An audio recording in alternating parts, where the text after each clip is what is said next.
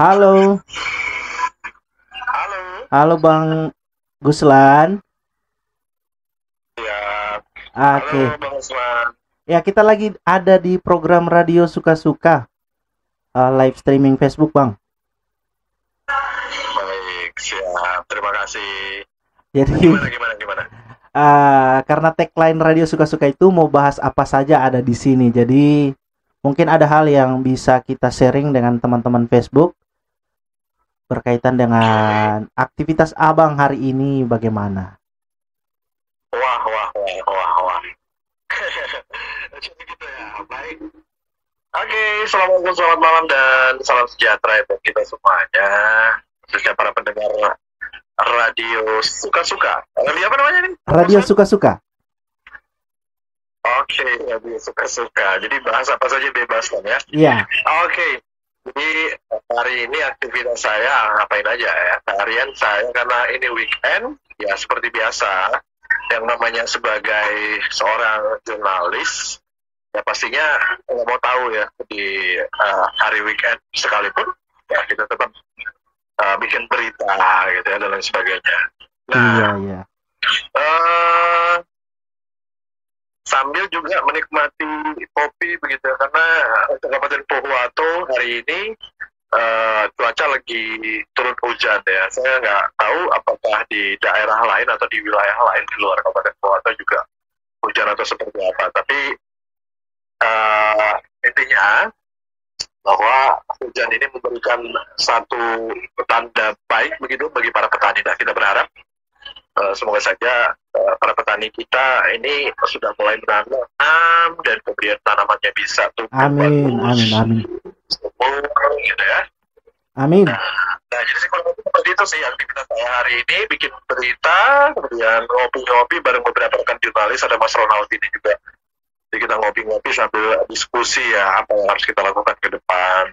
Termasuk salah satunya adalah agenda persiapan pelantikan Serikat Media Cyber Indonesia untuk Kabupaten Purwato. Gitu, Mas Usman. Oke, Bung Guslan.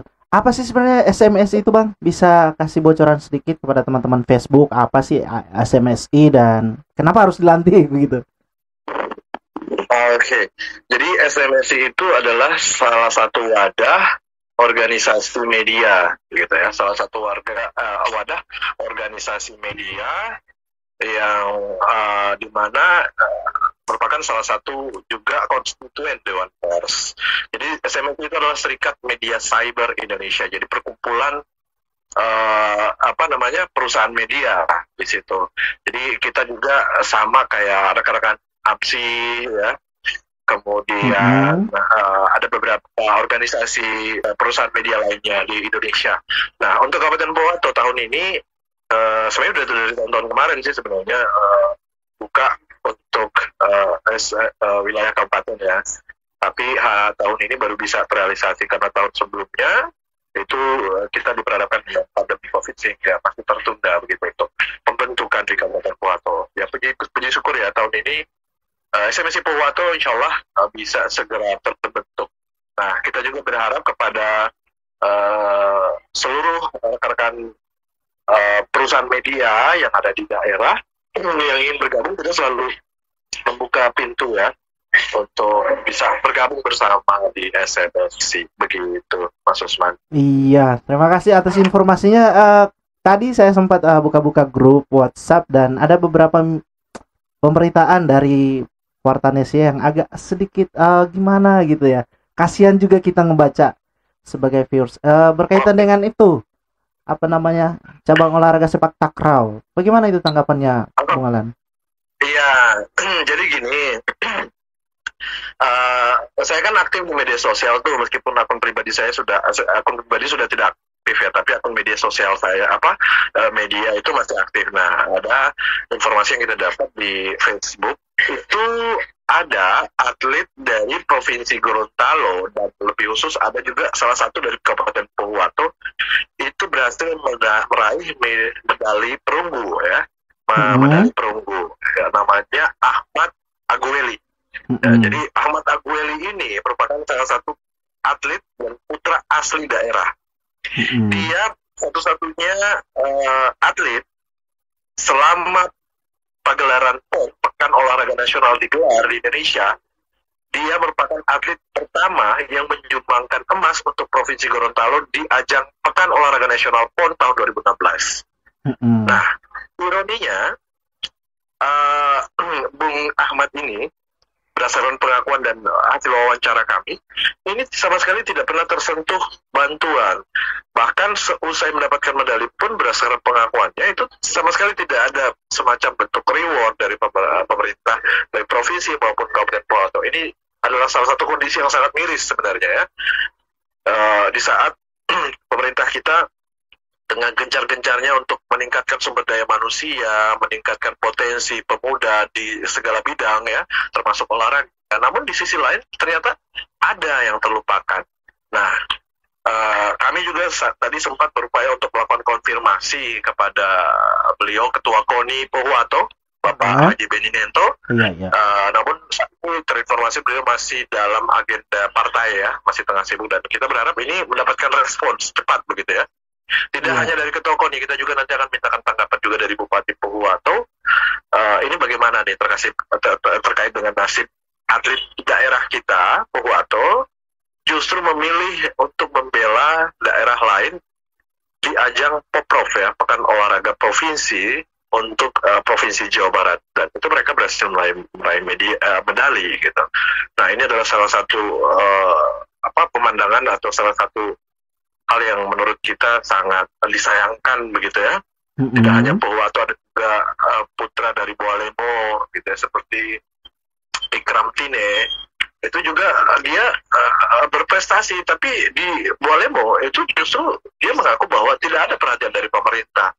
Nah, kalau kemudian Kabupaten Pohuwato, Boalemo ini tidak menggambarkan hal serupa, maka bisa dipastikan seluruh Provinsi Gorontalo ini berbicara dalam dunia olahraganya ini patut dipertanyakan gitu.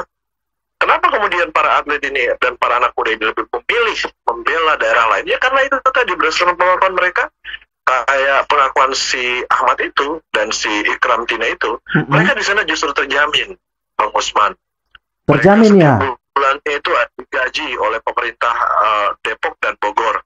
Kesejahteraan mereka kalau begitu terjamin ya di Jawa Barat, di luar daerah. Gimana Mas? Kesejahteraan mereka terjamin kalau begitu di luar daerah ketimbang di daerah sendiri. Nah, itu berdasarkan pengakuan mereka dan itu terekam ya, kita rekam tadi. Jadi mereka mengatakan bahwa Mas, kita di sini justru jauh lebih terjamin. Ya, kita difasilitasi, ya, kita diperhatikan, bahkan digaji loh setiap bulan. Nah, ini patut dipertanyakan, ada apa sebenarnya dengan dunia olahraga kita hari ini. Ya. Kita berharap nanti melalui radio Suka-Suka, bahas apa saja bebas, ini juga akan bisa membahas hal ini ke depan begitu. Dan saya siap untuk menjadi salah satu narasumber di dalamnya untuk mempertanyakan hal ini. Sebagai ketua SMSI, saya pikir Bang Alan harus turut berkontribusi untuk mengedukasi masyarakat dan lain-lain terkait perkembangan apa yang harusnya diambil oleh pemerintah terhadap anak mudanya. Iya. Nah, kita berharap juga ini radio online ini Serikat Media Cyber ya, kategori cyber, ini online cyber. Ini radio Suka-Suka bisa masuk di SMSI nanti ya, Mas. Udah masuk Mas, udah masuk. Jadi lagi nongkrong di mana malam mingguan ini? Ya. Siapa tahu bisa promo juga sekalian. Modulasi suara Anda tidak begitu jelas di saya karena agak sedikit putus-putus. Jadi mungkin bisa diulang lagi sudah pertanyaannya seperti apa gitu. Lagi nongkrong di mana Mas? Lagi nongkrong di mana? Biasanya malam minggu di Marisa nongkrongnya di mana? Di Warkop 008. Ini warkop favorit banyak jurnalis ini ya. Oh Mas gitu ya. Juga saya lihat di 008. Ada juga saya lihat Mas Ketua JP gitu. Jadi tempat tongkrongan anak-anak wartawan di 008 pastinya. Oh, jadi tongkrongan anak muda adanya di 008 ya, Mas ya? Oh, 008. Semoga tidak ngutang anak mudanya di situ ya. Gimana, Semoga tidak ngutang anak mudanya di situ. Mas Koko, tolong ownernya dicek kalau ada nama saya di Kasbon. Iya, saya bilang tadi gitu kan, kenapa mereka memilih nongkrong di sini selain tempatnya yang representatif, Ya. di sini juga bisa cashboard, Oh, bisa begitu. sama dulu. Keren. Terima kasih Bung Owner 008. Oke, sekali lagi terima kasih Bung Alan atas informasinya ya. Suka-sukanya. Iya, terima kasih Bung Alan. Semoga bisa kita kolaborasi lagi di waktu-waktu yang mendatang. Siap, ditunggu Mas Usman. Oke, Assalamualaikum. Selamat malam, selamat bermalam minggu. Siap.